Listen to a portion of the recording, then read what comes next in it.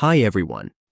In today's tutorial, we will show you how to change the first day of the week in Google Calendar.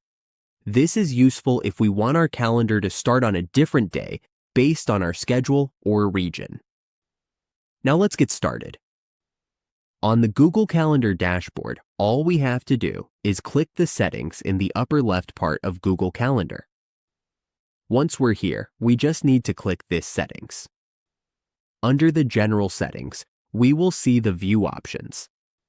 Here, we can find the start of the week. If we want it to start on Saturday, we can do it. As you can see, if we check, the start of the week is now Saturday. If we want to change it again, we just go to Settings and then to View Options and change this to Sunday. If we want Sunday, we can change it anytime.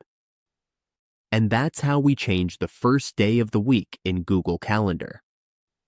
With these simple settings, we can customize our calendar to match our preference.